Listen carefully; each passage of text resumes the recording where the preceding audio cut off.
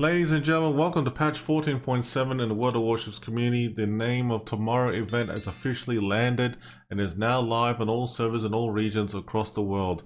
I have to say that this is one of the most eventful events in terms of the World of Warships community, and I have to say that for what it's worth, it's representing 8 decades worth of remembrance in terms of the end of the Second World War. And at the same time though, we would like to acknowledge and say thanks to our men and women who had served the defense forces as we remember them, lest we forget. And I have to say that that video just a moment ago was very touching, and it was actually very heartwarming feelings right there. So I have to say, folks, that jumping into the patch 14.7, there's a lot of things happening in the World of Warships community. First and foremost, let's backtrack a little bit here. At first, I did talk about in regarding to the devlog that I did a bit of review on, and I have to say, folks, if you haven't checked out that video, you should go check it out now when you got a chance, because I did cover a few aspects about what's the lead up for it towards in this patch and everything. But in this video, what I will say that we will be covering in terms of the aspects of what we're going to be talking about in terms of patch 14.7, give you some tips, advice, and probably point you in the right direction what you want to do. And at the same time though, folks, I have to say that it's great to be here. We're going to be also moving ourselves in a bit of a transition phase as we're getting ready to celebrate 10 years anniversary for World of Warships, which is happening in September. And on top of it all, well, there's so much going on. So let's go ahead and talk about 14.7, give yourselves a bit of an understanding what you're going to be in for. In front of you is the Dockyard warship, the Laffey, which is a tier 10 American destroyer, which is very fun to play with. It has some unique, mechanics and everything, as it was mentioned in a bit of a dev blog, and also as you have seen on the World of Warships streams as well too. Now, I have to say that we'll be talking about a lot of things here. So let's go ahead and dive right into what we can talk about. So the event pass is actually very fun and engaging to begin with, folks. If you haven't got the certain camouflages like the Skane, as well as the Nebraska, as well as the Ostigotland, that is something well worth, getting. At the same time though, that if you don't have the ship called the Degrasse, all these rewards that you're seeing here now with the steel, the containers, the coal, as well as the war is over containers, is actually fun to have, and also these other bonus containers that's around here, economic boosters. You got underwater explosion as well, and obviously it's gonna be fun.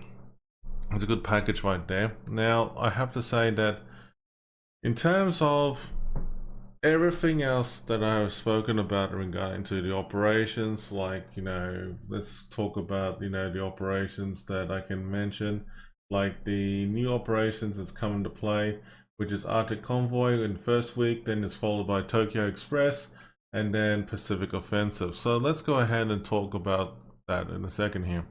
So as you can see, in terms of week to week, you'll have all these different game modes, and obviously as the transitioning happens week to week, that this operation will be changing from Arctic Convoy for the first week, second week will be Tokyo Express, third week will be Pacific Offensive, the fourth week will be the World War II operations, and then basically you'll be able to try and complete whatever is in there. Okay, now I have to say that the operations themselves is designed purposely for you to get the San Diego, which is a tier 8 American cruiser.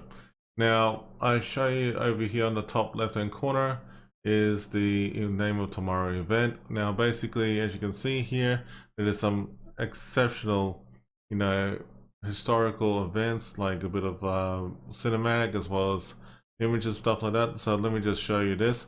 This is something that I actually thought was pretty brilliantly well done. Okay, so basically the Wargaming has come out swinging with a beautiful 3D animation showing about this captain. There's a lot of great history involved as well too, and at the same time I love the war history generally speaking, because when I grew up in high school as well as primary school, I've learnt a lot over the years to try and acknowledge about the world's history. And I have to say that, you know, the world can be quite a scary place if you look at it. But, you know, looking at these historical photos, footage, as well as, you know, what Wargaming has put together, it actually gives a good reminder about everything. As you can see that this is a San Diego, and I have to say that this is the ship that you can get at the end of completing all the operations after 4 weeks of solid gameplay on it. Okay, so basically if you do complete the operations, you do get the San Diego for free. Now if you already got the San Diego, apparently you do get compensation for the San Diego, which is about 11,000 doubloons. All right, so that's actually not too bad. The good thing about it all is that, as I said, you know, like, you get to learn a bit of history, you get to see some historical photos as well too, which is pretty cool. Some of it I didn't even know. Some of it I did know, but I will say that for the sake of everything, I actually love, you know, learning history, and this is one thing I'll always love and enjoy. So as you can see that they're actually talking a little bit of, you know, what the journal articles and stuff like that. Well, there's a good old Spitfires there for the Battle of Britain. This one is a good example. As you complete, you know, certain operations and stuff like that, you actually will, you know, be able to unwrap certain things, and that's actually pretty cool.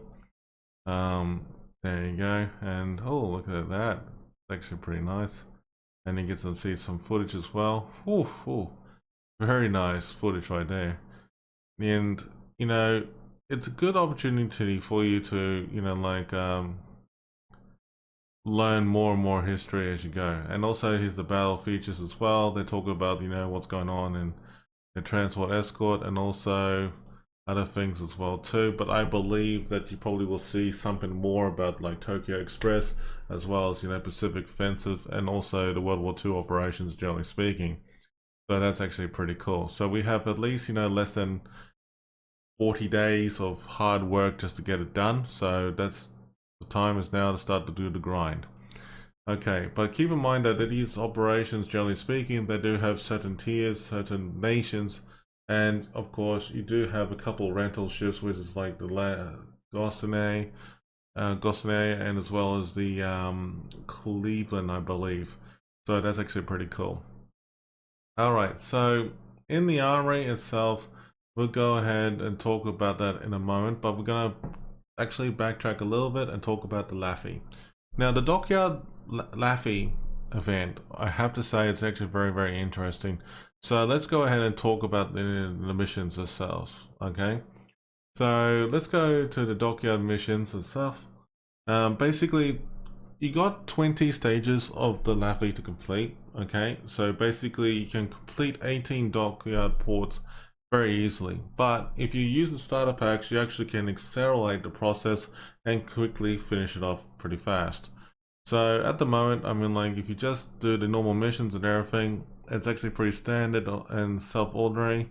Pay attention to these modes very carefully. As you can see that you got Arctic Convoy, you got Tokyo Express, Pacific Offensive, and World War II operations, and certain tiers. Unfortunately, I have seen some friends of mine as well, some people out there that I will not name on this video, but I'll say that for some people who are very dedicated playing the game, playing at tier 3 and 4, I have to say, folks, I'm really sorry to tell you that you should be playing at tier 5 to 10 or super ships actually to get what you need, okay? Just pointing out there, I mean, like, I know that it's like a bit of a unfortunate moment there, but please focus on tier 5 to tier 10, or at least a super ship, and you just have fun. Okay, just go nuts at it. Okay, that's pretty much I would just say for the record in this video, and just go nuts and have fun with your friends. At the same time though, there is that orange circle in operations or other different game modes.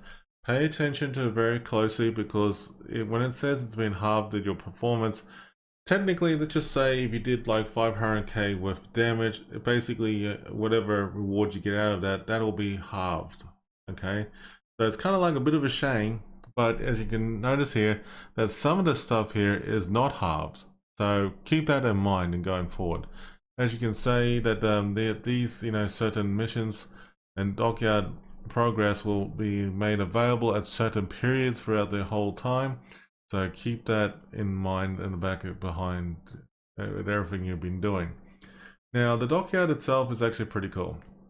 So when you go to the dockyard for the first time, it has a pretty impressive, cinematic introducing like the port and everything.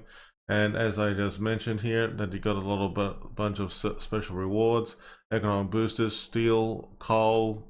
I believe you got like commander free XP as well, and free XP.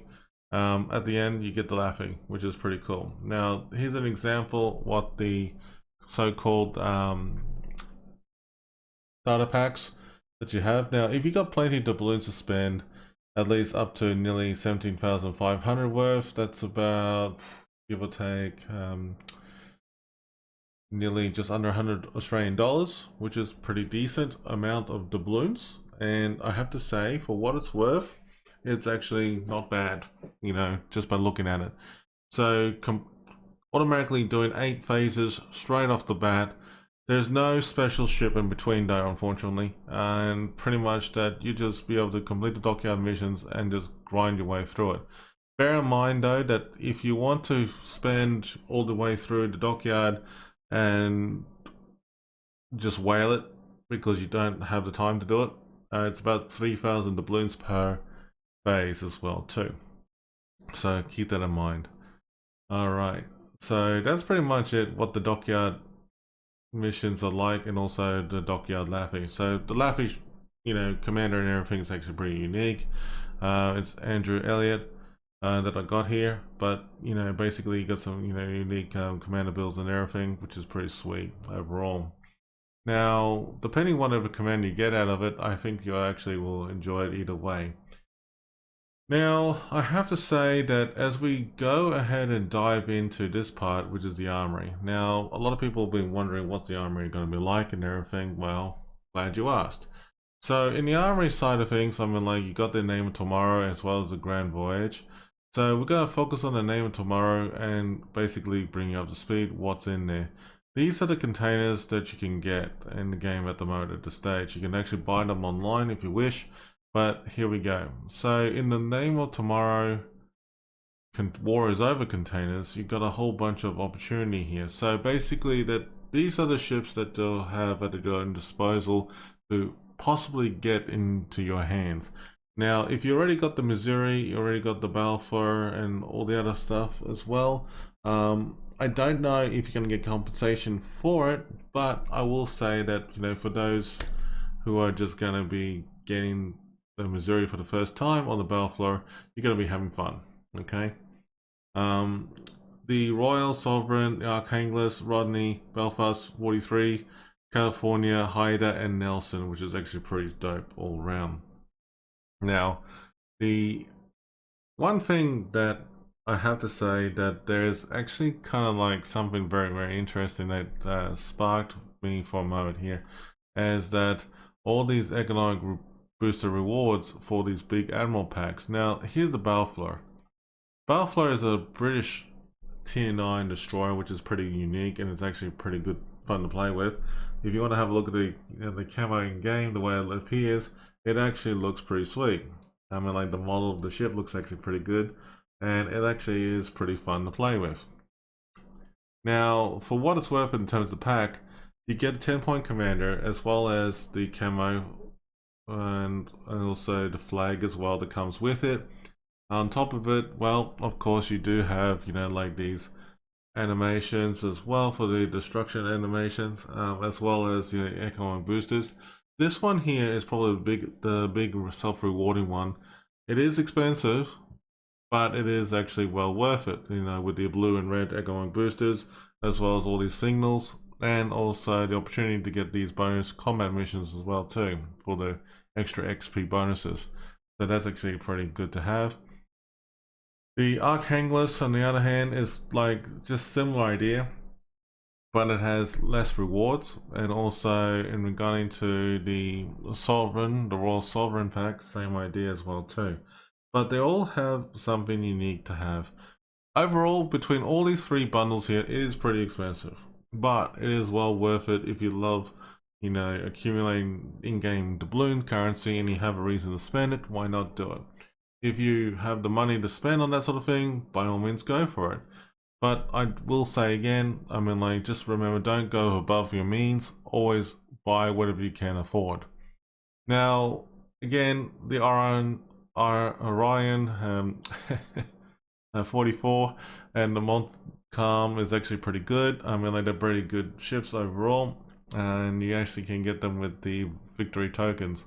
So whatever victory tokens you accumulate, this is a good example that you have until the patch 14.8 at the end of it to use these tokens and buy whatever you want from this pack. Okay, so you can get premium ships, the ships here, as well as the camouflages for the Missouri, which is triumphant, as well as the Baltimore invasion stripes, as well as the Jervis as well too. All of them are pretty sweet. Underwater explosion, as well as the phosphorus bomb explosion, is actually pretty cool as well too. And of course, you can get more of these standard, you know, wars over containers as well. If you wanted to get some more in-game currency, the option is there. And this one had me a bit thinking about the Missouri. So I love the Missouri, the Mighty Mo. But when I looked at this pack and what is it going to be used for and everything, I was actually really disappointed in terms of like the 3 skill commander you're going to get, as well as lack of rewards. I mean, like, that's actually kind of disappointing. But for what it's worth, I mean, like, the opportunity to get the Mighty Mo is there as well.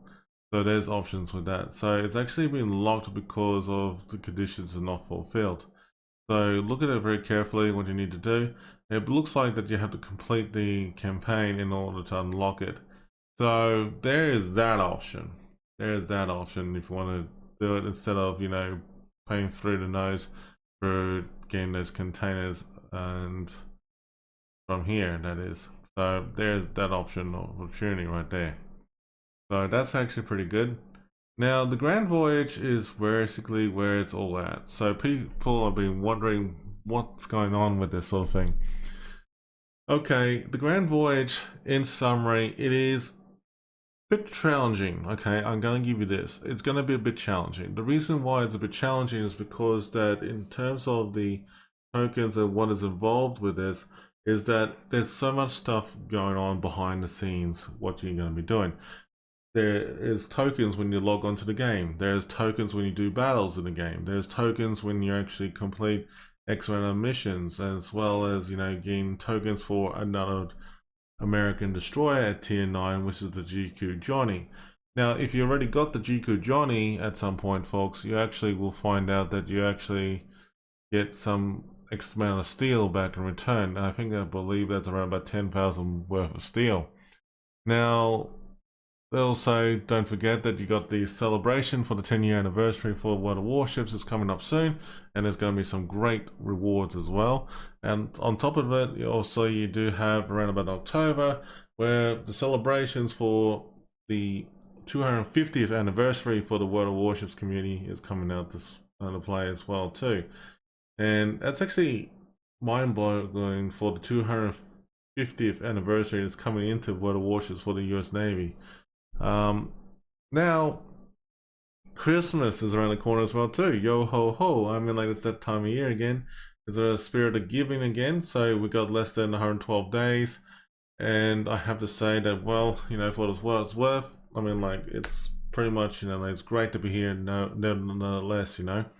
So there's so much stuff going on, but let's go ahead and talk about this part here. So the best part about this game, folks, is that your hard work is going to pay off. All right, so there's no doubt about it for what you're going to be doing in this game. It involves with you by doing a lot of teamwork and helping each other out in going forward with new friends and people that you haven't played with in a long time, or caught up with in the game for a very long time, or those who are just brand new to the game, and so on and so forth.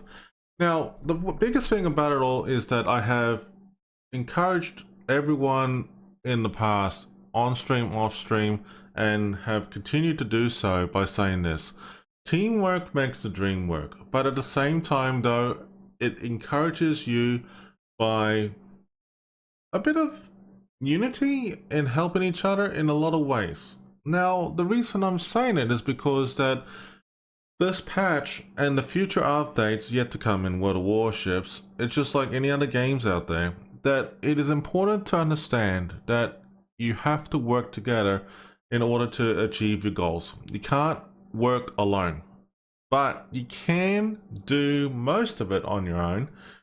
But the thing is that when it comes down to operations, like the Arctic's Convoy, the Tokyo Express, which is starting next week, and also the Pacific Offensive, and also the World War II operations that yet to come in the future, I'm going to put this out there.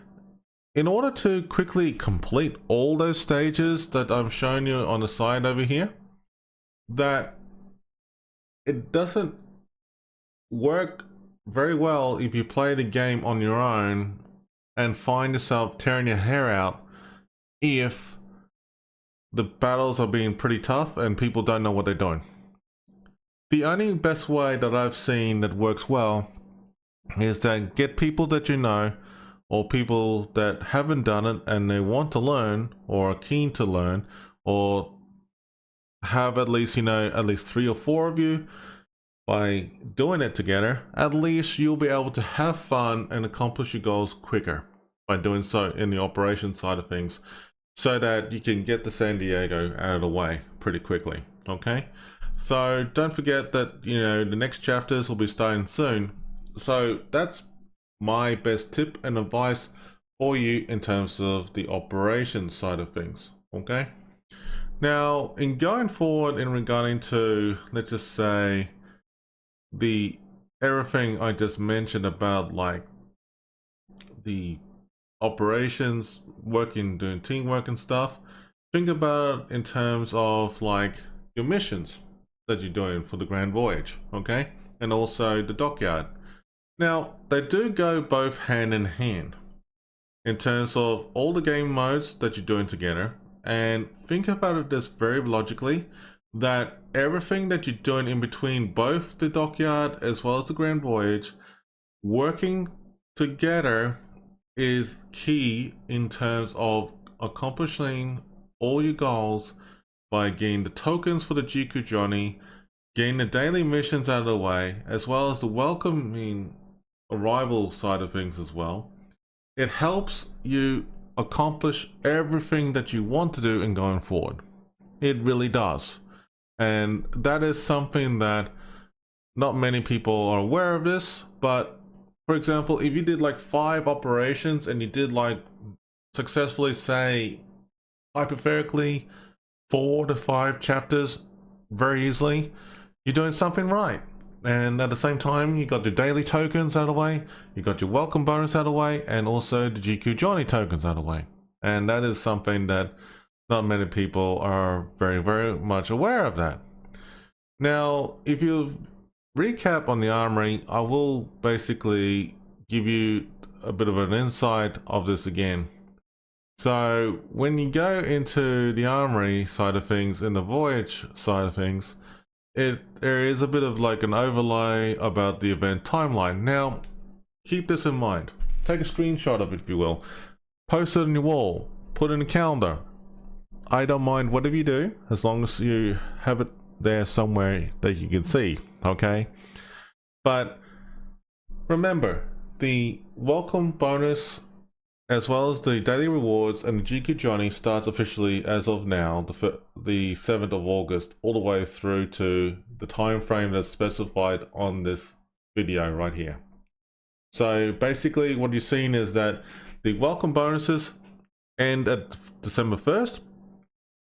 January 1st is pretty much the daily rewards and the GQ Johnny. Now, I will talk about this in more in depth, what entails.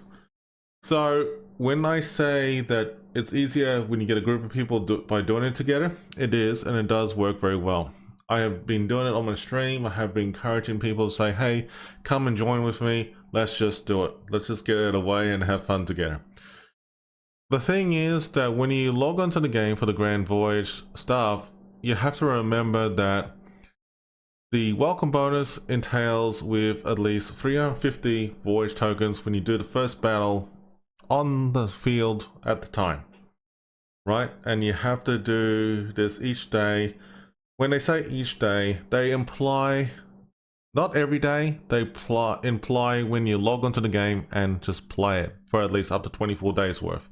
So it's okay to skip some days because of our busy schedules, whatever it is, but up to 24 days, if you keep grinding the way you are doing it, you get 10,000 voyage tokens for the welcome bonus, which is great, okay? And if you complete it after 24 days, you get a bonus 1,600 bonus tokens as well, okay? And no matter what you're going to say or what you're going to do, is that you are very busy by logging into the game, and you can earn up to at least 22,000 voyage tokens as a daily rewards, which is fantastic. So it's going to be great for you by doing so. 150 tokens per day of the event itself. You'll love it, okay? You'll love it for what it's worth, what you'll be doing. But keep in mind that whatever is not spent, it will be removed. And the Jiku Johnny, pretty much, as I said, 3 battles gives you 1 token. 5 battles give you 2 Jiku Johnny tokens in total. So by playing 5 battles in operations, it may take a little while, yes, but if you're really in a hurry just to get out of the way and operations are not your thing, by all means, go ahead, go nuts, do co-op mode or something real quick at the lower tiers, and then just rickroll it on that side of things. Now, please remember one thing, folks, that I did mention this a few times before, and I will do so again, that when it comes down to the combat missions, please look at it very, very carefully, again, in terms of combat missions, and then you look at the Grand Voyage stuff, and pretty much when you look at the Jiku Johnny, for example, or the daily mission and things like that, pay attention to the completion criteria and make sure you're doing it at the right tiers. Now, I have seen some people been playing tier 3 and 4 a bit fair too much, or should I say rephrase that, a bit far too much. And even though lower tiers is great, and I know that someone was playing the Vampire, the original, at tier 3 and was having a field day, and said to me, like, why is this not entitled towards it? And I turned around and like, well, you gotta pay attention, mate. Then it's actually requiring a tier 5 minimum and onwards. In all seriousness, folks, I mean, like, I know that it's nice to play at tier 3 and tier 4, but look, tier 5, you can't go wrong. You're gonna have fun, a field day, okay? So go ahead, go nuts at tier 5 onwards, okay? But that's just pretty much the gist of it. But as I said before, but when you work as a team, that both the Dockyard stuff as well as the Grand Voyage stuff, if you look, all the missions that you're doing in between what you're going to be doing, they're all overlap each other, and you can't go wrong. You will be laughing your asses off because it is a great opportunity for you here and now to just rickroll it, get it done, and have fun and go nuts at it. That's pretty much it. Now, I will admit, I mean, the one thing I can say is that when you get the tokens and you get into a stage you're like wondering, is it worthwhile for the doubloons or is it worthwhile to steal for newcomers? Now, for those who are just brand new for World of Warships, who are just coming into the game and everything, bit of a pro tip and advice I can give you. This question was asked by some viewers on the live stream not too long ago. My piece of advice is this: for newcomers, for joining World of Warships for the first time, or those who are returning back into the game. Now, if you are in a situation that you just want to learn the game and enjoy it for what it's worth, doubloons is your friend. And I'm going to tell you a lot of good things about doubloons. Doubloons in general for World of Warships is very good in terms of in-game currency for a lot of items, like economic boosters, to signals, to captains, to ships in the game, as well as in-game camouflages. Alright, so there's that. There's another thing that you want to add in top of it, is that if you want to convert the free XP that you had from your elite ships and use it as like an opportunity for grinding tech tree ships or other things in the game as well too. So there's that option, or premium time if you like. And I have to say that for what it's worth, there's a lot of, you know, opportunities for you in the game that you can buy a whole heap of stuff in there. That I just think that, well, in all seriousness though, I mean, like, it's great. You know, it's great knowing that you can get a whole heap of stuff in the game by using doubloons. Now, if you were to ask the question again about regarding to what about steel, well, steel is a little bit tricky. Okay, so steel is basically that you have a whole bunch of ships at steel tiers, which is basically tier 9 and 10 mostly. I have to say that, is it much of a muchness to be in a hurry to tier 10? The answer is, like, I have to say, folks, there's no reason for you to hurry to tier 10. Look, if you're really in a hurry to get to tier 10, you must have a very good reason. And I have to say that the best game experiences in World of Warships is by not rushing to tier 10. And the reasons are the following. You're playing the game for the fun of it. You're learning how to play your ships and then by enjoying it by doing so. If you are rushing to tier 10 and you buy the ships, the doubloons or steel at tier 9 and 10 outright, and you don't know what the hell you're doing, a lot of people will be looking at you and be asking a lot of random questions and wondering why you're up there so quickly.